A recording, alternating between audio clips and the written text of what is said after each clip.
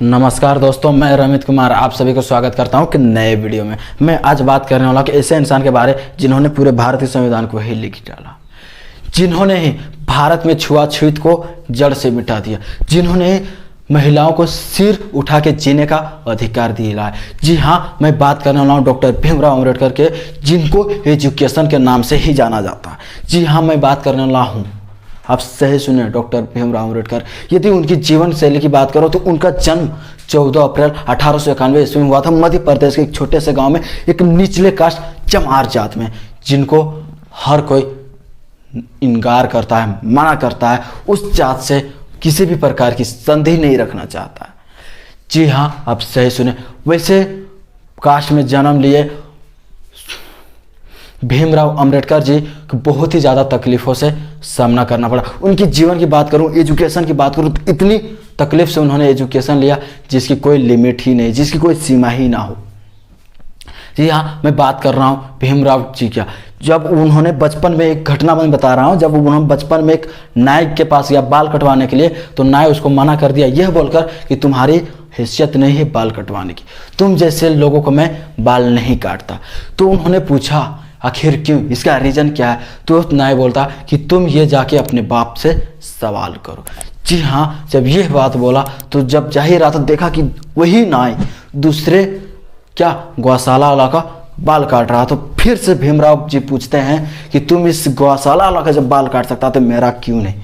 तो नाई बोलता है कि यह बात तुम अपने बाप से जाके पूछो, अपने बाप से जाके पूछो ये कि हमारी जाति क्या है। यही बात सुनकर उनके अंदर मानो कि आग बबूला छा गया। तब यही बात लेकर अपने बाबूजी से जाके बोलते हैं, बाबूजी ये बताइए कि हमारी जात क्या है। जब यह बात सुने घर वाले, तो घर वाले मानो कि दूसरा इस युद्ध छिड़ने वाला शुरू हो गया था। यह सुनकर घर में मानो कि पूरी तरह हड़कंप मच गई थी। फिर भी बाबूजी ने उनको समझाया कि देखो ये कोई बड़ी बात नहीं है। उसके बावजूद धीरे धीरे जब ये स्कूली दुनिया शुरू किए, तो बता दूं, जब ये स्कूल क्लास जाते थे तो क्लास में उसको बैठने का मौका नहीं दिया जाता, बैठने कोई उसको एंट्री भी नहीं मिलता था। यह बोलकर एंट्री नहीं मिलता था कि तुम इस क्लास में पढ़ने के लायक नहीं हो, क्योंकि इन बच्चों के साथ तुम पढ़ने के काबिल नहीं रखते हो। तुम्हारी जो चीज़ तुम छू लो वो अपवित्र हो जाती है, और तुम इस पवित्र भरी स्कूल में कैसे आ जाते हो? तुम आ भी जाते हो तो तुम इस क्लास से बाहर ही रहो, और क्लास से बाहर ही जो भी हो सके तुम सीखने का प्रयास करो, अंदर तुम्हारा कुछ भी नहीं है। यह बोलकर वो निकाल देते थे।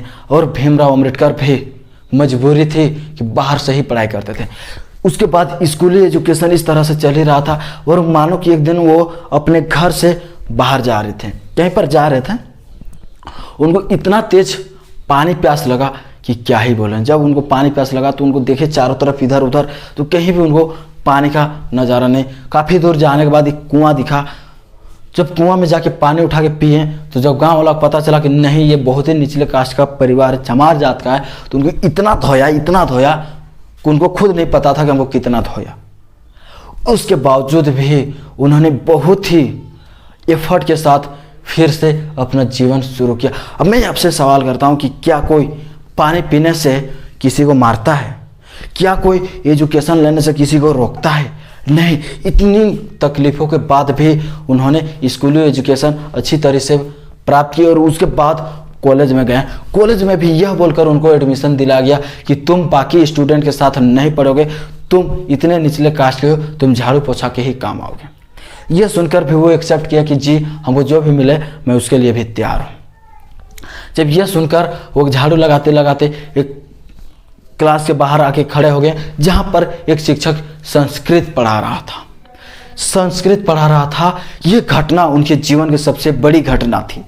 संस्कृत पढ़ा रहा था, वो बाहर में नोट कर रहा था सुन के कि क्या गुरु पढ़ा रहे हैं, और यही गुरुजी उनको देख लेता। गुरुजी बोलते हैं कौन है बाहर, तो वो डर से छिप जाते हैं। फिर से गुरुजी बोलते कि कौन है बाहर, तो वो बोलते हैं भीमराव कि मैं। बोलता कि अंदर आओ, तो भीमराव अंदर जाते हैं। तो शिक्षक पूछता कि तुम क्या कर रहे हो बाहर? तो बोलता गुरुजी आप जो पढ़ा रहे थे वो मैं सुन रहा था और पढ़ रहा था, और सच बताऊं तो आप मुझे अंदर आके पढ़ने नहीं देते, इजाज़त नहीं देते अंदर आने का, इसीलिए मैं बाहर में ही पढ़ रहा था जो चीज़ आप संस्कृत में समझा रहे थे। शिक्षक बोलते हैं कि दुनिया के सबसे पवित्र भाषा, पवित्र ग्रंथ को दुनिया का सबसे अपवित्र लोग जात के मुख से बोला जाएगा तो सबसे पवित्र हो जाएगी।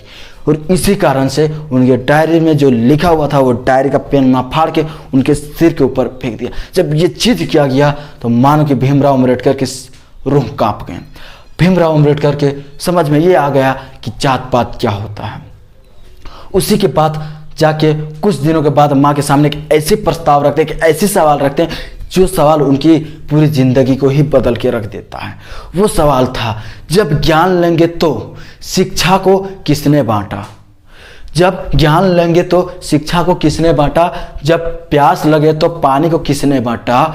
बताओ माँ, बताओ ना माँ, बताओ ना माँ, हम लोगों को जातियों में किसने बांटा? जिस दिन मैं लिखूंगा किताब, जिस दिन मैं लिखूंगा किताब, सबको बराबर का अधिकार दूंगा। जी हाँ, उन्होंने बिल्कुल सही किया। मैं बात कर रहा हूँ डॉक्टर भीमराव अम्बेडकर। बिलीव ना हो, जिन्होंने ये बात बोली है वही चीज़ इन्होंने की है। बिलीव ना हो तो 26 जनवरी 1950 में जो हमारे संविधान में पारित किया गया था लो, उस लो के आप संविधान में पढ़ो तो मैं बता दूँ कहीं भी जातिवाद का बात नहीं है। उन्होंने चाहे तो बदला ले सकता था लोगों से कि मेरे साथ इतने क्या अपरचातित हुआ है तो मैं लोगों के साथ बदला ले सकता हूँ, मैं भी लोगों के साथ घृणा ले सकता हूँ, लोगों के साथ ये चीज़ दे सकता हूँ। जबकि उन्हीं के हाथों थी संविधान, वो चाहे तो लोगों के साथ अन्याय कर सकता था, लेकिन अन्याय नहीं न्याय किए। इसी को कहते हैं समझदारी।